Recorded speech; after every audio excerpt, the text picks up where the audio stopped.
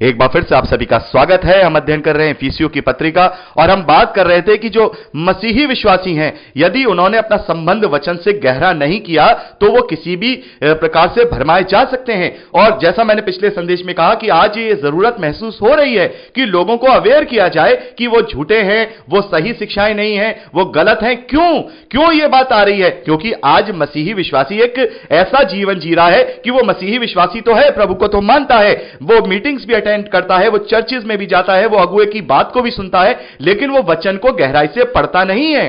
उसके जीवन में वचन की डोर नहीं बंधी हुई है।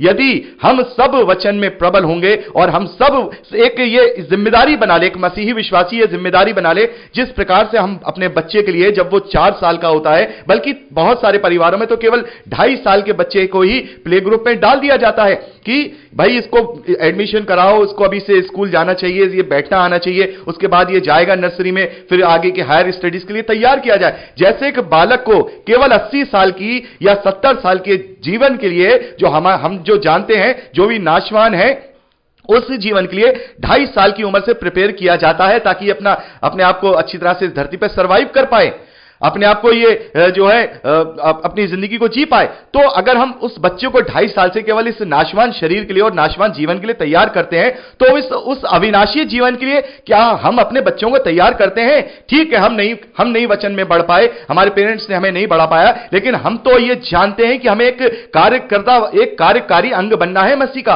तो वो कैसे बनेंगे? अपने बच्चों को ऐसी झूठी शिक्षाओं से हम कैसे बचाएंगे? यहां तो हम देखते हैं कि बच्चों को चर्च भी नहीं ले जाया जाता है, संडे स्कूल भी बहुत सारे जो मसीही विश्वासियों के जो बच्चे हैं वो ये तक नहीं जानते कि कोई संडे स्कूल नाम की कोई चीज भी होती है। उन्हें संगति नहीं मिल रही है, उन्हें पढ़ाई के लिए जो दुनियावी पढ़ाई है उसके लिए इस पढ़ाई से दूर रखा जाता है। तो क्या इतने सारे सब्जेक्ट वो पढ़ते हैं, बचपन से ही सारे सब्जेक्ट्स को पढ़ते हैं? अगर एक सब्जेक्ट जो उन्हें अनंत जीवन में भी क्या करेगा, हमेशा हमेशा का जीवन दिलाएगा, ऐसे झूठे और भरमाने वाले लोगों से बचाएगा, तो क्या उनके जीवन में जब वो 11 साल के हो जाएं, 12 साल के हो जाएं, या वो समझदार हो जाएं, उनके जीवन में ये सब्जेक्ट भी डाला जाए?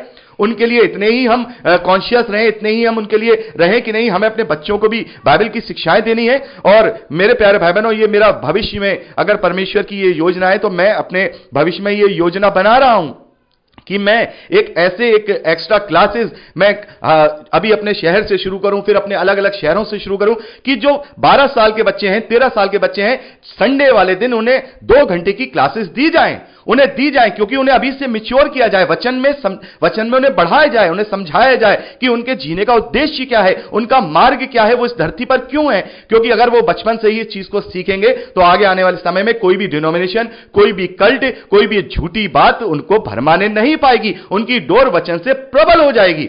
तो जैसे बालक अपने बचपन से जवानी की ओर बढ़ता है, वैसे ही मसीही विश्वासी जो अगर बालक है, अपनी उम्र से जब वो वचन में बढ़ेगा तो वो परिपक्व हो जाएगा, इस धरती के लिए भी वो परिपक्व हो जाएगा, और आने वाले समय में जब वो अनंत जीवन में जाएगा उसके लिए भी वो तैयार हो जाएगा। हर एक झूठी शिक्षा, हर एक शैतान की परीक्षा, हर एक यहां के क्लेश, यहां की चीजों से वो तैयार हो जाएगा। तो मेरे प्यारे भाई बहनों, हमें जरूरत है कि आज अपने बच्चों को हम इस प्रकार से आगे लेके आए, उन्हें वचन में बढ़ाएं। ये हमारी जिम्मेदारी है। कल हमसे ही ये पूछा जाएगा कि तुम तो कटी पतंग थे, लेकिन तुम ये बच्चों के साथ कर सकते थे, इतनी तुमने कोशिश की उस नाशवान शरीर के लिए, तुमने वहां उसे कलेक्टर बना दिया, बहुत बड़ा डॉक्टर बना दिया, बहुत बड़ा साइंटिस्ट बना दिया, क्या फायदा हुआ? वो तो मर के यहां आया तो यहां गंदक की झील में उसे डाला जा रहा है। तुमने तो वचन की शिक्षा ही नहीं दी, ये तुम्हारी जिम्मेदारी थी। तो मेरे प्यारे भाई बहनों, मसीही विश्वासी जो पेरेंट्स हैं उनकी जिम्मेदारी है, यह जिम्मेदारी है कि अपने बच्चों तक इस बात को आगे बढ़ाएं। और मैं आप सभी से यह निवेदन करता हूं कि आप लोग प्रार्थनाओं में याद रखिएगा, आप लोग भी यह कार्यक्रम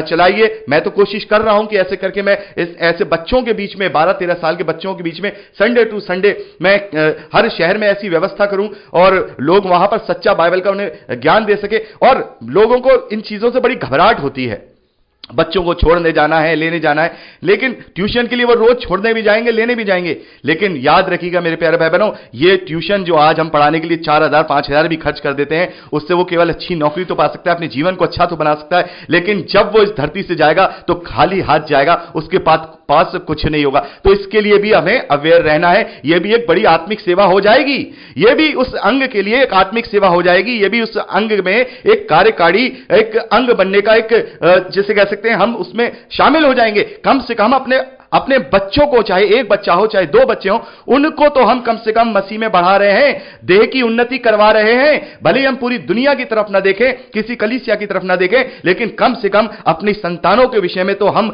जिम्मेदार हैं। उन्हें तो हम मसीह के लिए उनके बीच में तो कार्य कर सकते हैं, उन्हें तो हम वचन में मजबूत कर सकते हैं। तो चाहिए तो यह कि खुद भी वचन में मजबूत हो और बच्चों को भी वचन में मजबूत करें, ताकि वो ऐसे झूठे भरमाए जाने वाले लोगों से बचे रहे। उनकी पतन की डोर ऐसे मसीही विश्वासी बने जिनका डोर वचन से और पवित्र आत्मा से जुड़ा हुआ हो, इस धरती की नाशवान चीजों से नहीं। तो मेरे प्यारे भाई बहनों, यहां पर पौलुस हमें यही कह रहे हैं कि ताकि हम आगे को बालक न रहें, जो मनुष्यों की ठग विद्या और चतुराई से उनके भ्रम की युक्तियों और उपदेश के हर एक उपदेश के, यहां पे लिखा है, हर एक गलत उपदेश के झोंके से उछाले और इधर उधर घुमाए जाते हैं। ऐसे जैसे कोई, आपने देखा होगा ना बच्चे, आप जब बचपन में आपने देखा होगा कि डोरी से बांध करके एक कोई गुड़िया लेते हैं, उससे खेलते रहते हैं इधर उधर। ऐसे ही ऐसे झूठे लोग ऐसे बालकों से खेल रहे हैं। बालकों से कहने का मतलब छोटे बच्चे नहीं, ऐसे मसीही विश्वासी जो अभी विश्वास में बालक हैं, ऐसे लोगों से खेल रहे हैं, उनमें धागा बांध करके उनके साथ खेल रहे हैं। इधर हवा का झोंका उधर ले गए, उधर हवा का झोंका उधर ले गए। और बहुत सारे मसीही विश्वासी तो कटी पतंग बन चुके हैं। उनकी तो डोर किसी से नहीं बंधी, ना अगुवे से बंधी, ना वचन से बंधी, और ना ही उनकी डोर पवित्र आत्मा से बंधी। उनका तो फ्यूचर यह होगा कि वो धीरे धीरे करके नीचे गिरेंगे और बच्चों के द्वारा लूट लिए जाएंगे, फाड़ दिए जाएंगे। क्या होगा? पतंग का क्या होता है? ऐसे कटी पतंग का धीरे धीरे वो आकाश से नीचे उतरती है, बच्चे लूटते हैं उसे, और लूट पाट में वो पतंग फट जाती है। तो मेरे प्यारे बहनों, हमें कटी पतंग नहीं बनना है। अपनी डोर ऐसे सेवकों के हाथ में भी नहीं देनी है जो हमें इधर उधर घुमाते रहे, बल्कि हमें अपनी डोर को पवित्र आत्मा के द्वारा जोड़ना है, पवित्र शास्त्र के द्वारा जोड़ना है। तभी ऐसे लोग जो हैं अपनी बातों में, खासकर ये शैतान की योजना फिर मसीही विश्वासी और कलीसियाओं में नहीं आने पाएगी, और बहुत सारी आत्माएं मसीह की देह में जोड़ने पाएंगी। यहां पर पौलुस 15वें वचन में लिखते हैं, वरन प्रेम की सच्चाई से चलते हुए सब बातों में उससे जो सिर है अर्थात मसीह में बढ़ते जाएं। यानी उस देह का जो सिर है वो प्रभु यीशु मसीह है, और उस सिर के उसके सिर के संचालन में ही हम उसमें बढ़ते जाएं अपने आप को। अगर हम छोटा अंग है, उस अपने आप को बड़ा अंग बनाते जाएं और उसके लिए कार्य करते रहें। यहां पर आगे पौलुस लिखते हैं 16वें वचन में, जिससे सारी देह हर एक जोड़ की सहायता से एक साथ मिलकर और एक साथ गठकर उस प्रभाव के अनुसार जो हर एक अंग के ठीक ठीक कार्य करने के द्वारा उसमें होता है, अपने आप को बढ़ाती है कि वह प्रेम में उन्नति करती जाए। मेरे प्यारे भाई बहनों, यहां पे पौलुस कह रहे हैं कि देह की हर एक जोड़ की सहायता से, हर एक देह के अंग मिलकर के, एक साथ मिलकर के, एक साथ गठकर, एक साथ जुड़कर उस प्रभाव के अनुसार जो हर एक अंग के ठीक ठीक कार्य करने से होता है। तो मेरे प्यारे भाई बहनों, अगर मसीही विश्वासी जो कि बॉडी ऑफ द क्राइस्ट हैं, यदि उनके अंग ठीक तरह से कार्य नहीं करेंगे तो फिर यह कलीसिया उन्नति नहीं कर पाएगी। यह कलीसिया उन्नति नहीं कर पाएगी। जब हमारा अंग कोई काम करना अच्छी तरह से बंद कर देता है तो हम उसका इलाज करते हैं, उसका हम इलाज करते हैं। जैसे मैंने आपको कहा कि अपेंडिक्स जो किसी काम का नहीं है, उसे शरीर से भी निकाल दिया जाता है जब वो शरीर के लिए हानिकारक होती है। तो मेरे प्यारे भाई बहनों, यदि हम अपने कार्य को ठीक तरीके से नहीं करेंगे तो उसका भी इलाज प्रभु यीशु मसीह के द्वारा किया जाएगा और उसे बिल्कुल उद्धार से वंचित कर दिया जाएगा। तो मेरे प्यारे भाई बहनों, यह बात हमें देखनी है। हमें बालक नहीं रहना है। केवल उद्धार पा लेना, केवल मसीह को विश्वास कर लेना, केवल मसीह पर अंगीकार कर लेना, अपने जीवन को मसीह की तरह जी लेना, यही केवल हमें अनंत जीवन तक नहीं पहुंचाएगा, बल्कि उस कलीसिया का हमें हिस्सा बनना पड़ेगा, क्योंकि कलीसिया ही प्रभु यीशु मसीह से मिलेगी। बाकी कोई मसीह विश्वासी नहीं मिलेंगे। वही कलीसिया मिलेगी जो उस कलीसिया के अंग होंगे। वही बॉडी ऑफ द क्राइस्ट मसीह मेमने से मिलेगा, जो यहां पर अपने आप को पवित्र आत्मा के द्वारा तैयार कर रहा है। हर एक को एक साथ गठकर, एक साथ मिल करके इस कलीसिया के लिए, प्रभु की इस देह के लिए कार्य करना है, ताकि हम इसमें और भी ज्यादा उन्नति करते पाए। हम स्वयं की भी उन्नति करें और मसीही विश्वासियों की भी उन्नति करें, और जो अलग लोग हैं, जो सुसमाचार से विहीन हैं, जो सुसमाचार जानते नहीं है, उन तक सुसमाचार पहुंचाएं, उन तक उद्धार का सुसमाचार पहुंचाएं, ताकि जैसा प्रभु ने हमें जो कर्तव्य सौंपा है कि जाति जाति के लोगों को सुसमाचार सुनाओ, उन्हें पिता और पुत्र और पवित्र आत्मा के नाम से क्या करो, उन्हें बपतिस्मा दो, उन्हें अपना चेला बनाओ, तो जरूरी है सच्चा चेला बनने की। यदि हम स्वयं ही सच्चे चेले नहीं हैं, तो फिर हम दूसरों को कैसे मसीह का चेला बनाएंगे। और जैसा मैंने आपसे कहा, यदि हम दुनिया में कार्य नहीं कर सकते हैं प्रभु के प्रचार के लिए, तो ये तो हम कर सकते हैं कि हमारे अपने बच्चों में हम ये संस्कार दें, शुरू से ही उन्हें हम बाइबल में परिपक्व करें, एक एक वचन वो जाने, एक एक बात वो जाने। और इस बात के लिए हम आपस में मिलकर ऐसे प्रोग्राम बना सकते हैं, अलग अलग जगहों पर हम चाहें तो मसीही कलीसियां चाहें तो मिलकर के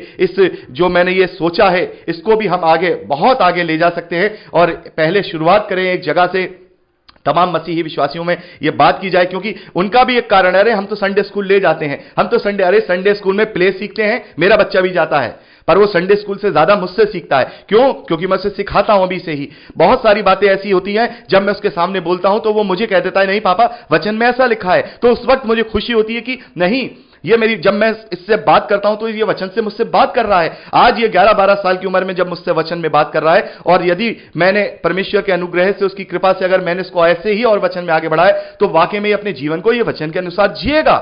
तो हमें कोशिश करनी है, और आप लोग भी प्रार्थनाओं में याद रखिए कि मैं ये चाहता हूं कि इस प्रकार के छोटे स्कूल, बाइबल स्कूल के हिसाब से कहीं भी ये बनाए जाए, 1 कमरा 2 कमरा लेकर के वहां पर ये बनाए जाए। वहां पर मसीही विश्वासियों से कहा जाए, कोई फीस नहीं रखी जाएगी हमारी मिनिस्ट्री की तरफ से, लेकिन उनके लिए जो भी, पहले तो मैं खुद शुरुआत करूंगा, उसके बाद जो वॉलंटियर होंगे, जो हमारे मसीही विश्वासी जो हमसे ये जो बाइबल अध्ययन ले रहे हैं, इनकी भी मैं सेवाएं वहां पर मैंने भविष्य में लेने की सोची है कि सबको अलग अलग शहरों में जाकर के इस प्रकार की वहां पे मैं करूंगा। और मिनिस्ट्री के द्वारा भी, अगर हमारे परमेश्वर ने हमें, हमारी मिनिस्ट्री को इतना बढ़ाया कि हम जाकर के लोगों को भी सपोर्ट कर पाए फाइनेंशियली तौर पर भी, तो हम फ्री ऑफ कॉस्ट प्रभु के वचन बच्चों तक पहुंचाएं। सबसे पहला मेरा यही, जो आपने देखा होगा, जो मेरा, हमारी मिनिस्ट्री की जो हमारी मोटिव है, जो हमारी यहां जो हमारे लक्ष्य हैं, वो यही हैं। और हमें इस चीज के लिए अग्रसर रहना होगा, क्योंकि बहुत बुरे समय में हम जी रहे हैं, बहुत ही अंत के दिनों में हम जी रहे हैं, और हमें पता ही नहीं है कि हम किस तरीके से, किन किन बातों में शैतान के द्वारा भरमाए जा रहे हैं। हमें यह पता ही नहीं है कि हम शैतान के द्वारा भेजे गए दूतों के द्वारा, जो इस मनुष्य के रूप में भेड़िए हैं, और अंदर से वो भेड़िए, बाहर से वो भेड़ों के रूप में आकर हमें अपनी डोर से बांध रखे हुए हैं, और हम मसीह के नाम पे उनके द्वारा इधर उधर उछाले जा रहे हैं। बहुत सारी कलीसियाएं ऐसी हैं, बहुत सारी कलीसियाएं ऐसी हैं जो मसीह के नाम पर इधर उधर उछाली जा रही हैं। लोग बाइबल नहीं पढ़ना चाह रहे हैं, क्योंकि वो संसारिक आशीषों में ही उलझे हुए हैं, संसारिक चंगाइयों में उलझे हुए हैं। लेकिन मेरे प्यारे भाई बहनों, हमें मसीह के आने का और मसीह के उद्धार का हमें सही मतलब समझना होगा, परमेश्वर की योजना को समझना होगा, हमें अपने बच्चों को भी ये कन्वे करना होगा। ये बहुत जरूरी है कि हम चाहे कलीसिया के लिए कुछ करें ना करें, लेकिन मसीही परिवारों के जो पेरेंट्स हैं, वो अपने बच्चों के लिए, तो ये एक तरह से अगर वो ऐसा करेंगे तो उनमें सुसमाचार का प्रचार करेंगे, और वो मसीह की कलीसिया के एक एक्टिव अंग बन जाएंगे। तो यहां पर मेरे प्यारे भाई बहनों, यहां पर हमने 16वें वचन तक का अध्ययन किया है, जहां पर मसीह की देह के विषय में हमने बात की। और 17वें वचन से हम देखते हैं कि मसीह में नया जीवन कैसा होता है। 17वें वचन से जब हम आगे पढ़ेंगे, यहां इफिसियों की पत्री में, यहां से आखिरी जो 32वां वचन है 4थे अध्याय का, यहां मसीह में नया जीवन क्या होता है, यहां पर उसे हम पढ़ते हैं। और मैं चाहूंगा कि हम उसे अगली रिकॉर्डिंग में उसके लिए बात करें। तो प्रभु आपको आशीष दे। Praise the Lord.